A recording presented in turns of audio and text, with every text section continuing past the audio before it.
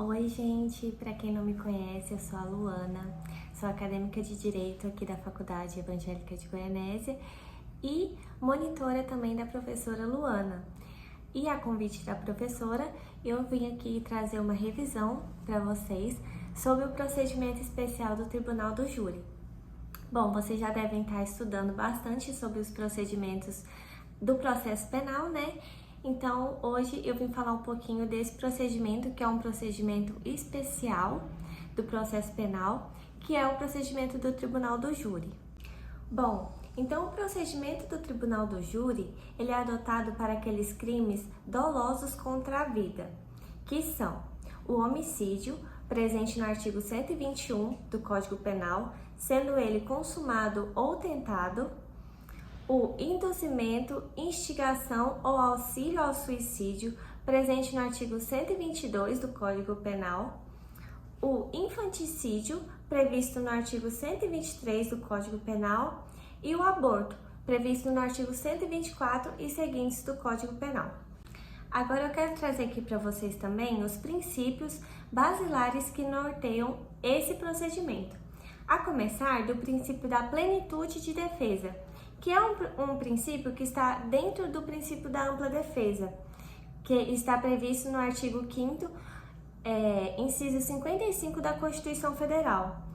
Mas, ao contrário desse princípio da ampla defesa, o princípio da plenitude de defesa é um princípio bem mais amplo, que abrange muito mais do que o da ampla defesa. É importante ressaltar que esse princípio, ele é um princípio exclusivo do procedimento do Tribunal do Júri.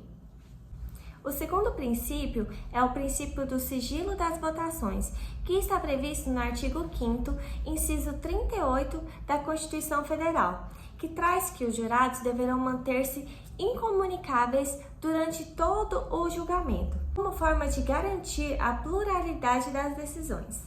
O terceiro princípio é o princípio da soberania dos vereditos, que está previsto no artigo 5º, também inciso 38, a linha C da Constituição Federal, que diz que o julgamento proferido pelos jurados não pode ser modificado pelo juiz togado ou pelo tribunal que venha a apreciar um recurso.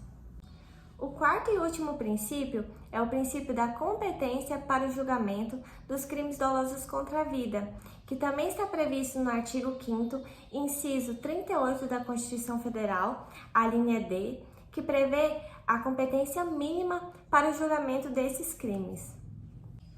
Bom, agora vamos passar para a primeira fase do Tribunal do Júri, que é a fase chamada fase de formação da culpa ou instrução preliminar.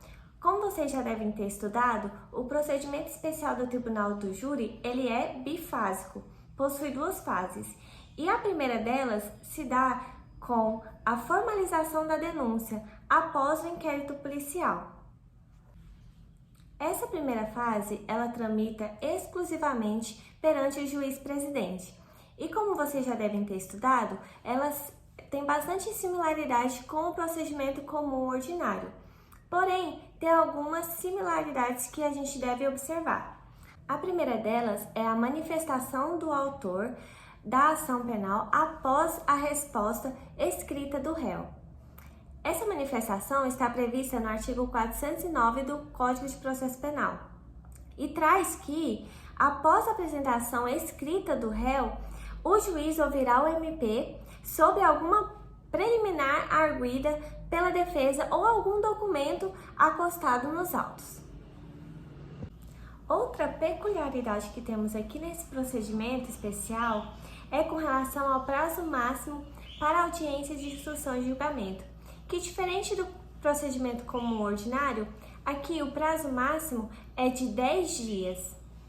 Aqui nós também temos as alegações finais orais, previstas no artigo 411, parágrafo 4º a 6º do Código de Processo Penal.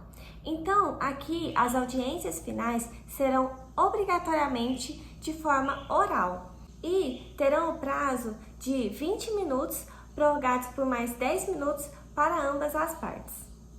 Essa primeira fase do júri, ela tem um prazo máximo para ser concluída de até 90 dias.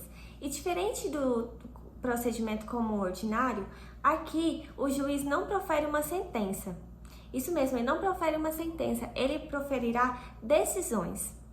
Ele poderá proferir 4 decisões diferentes. O juiz poderá decidir entre pronúncia, impronúncia, absolvição sumária e desclassificação.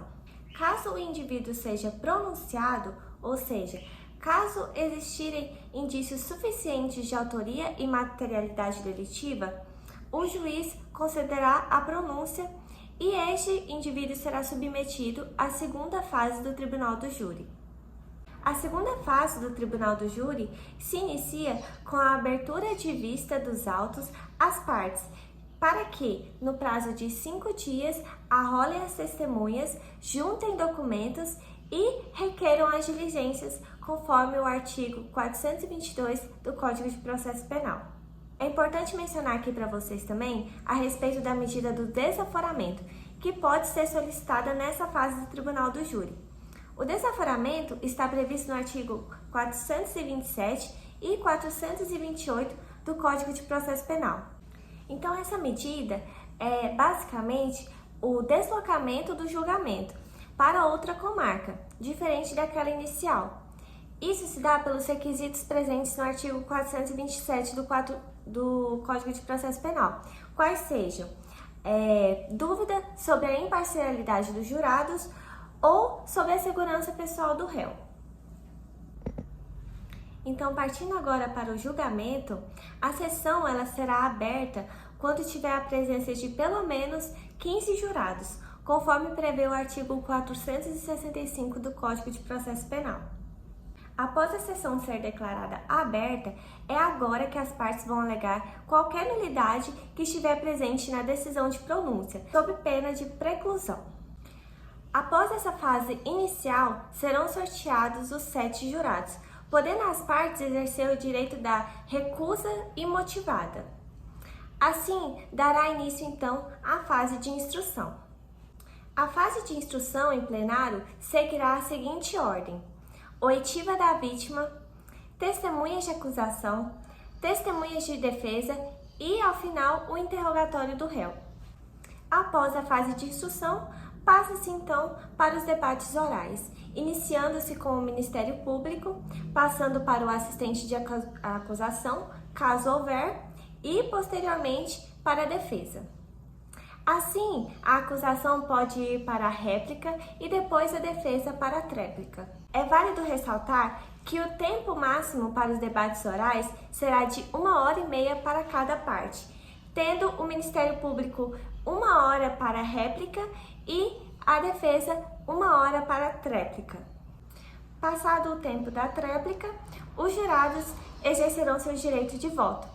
Lembrando que a votação é secreta e eles deverão ter cédulas válidas de sim ou não. Então, pessoal, era isso que eu queria trazer para vocês a respeito do procedimento do Tribunal do Júri. Eu espero que vocês tenham entendido e que tenham gostado da matéria. Eu particularmente gosto muito desse procedimento, né? É um dos meus preferidos. Então, boa sorte para todos nas próximas provas e até mais!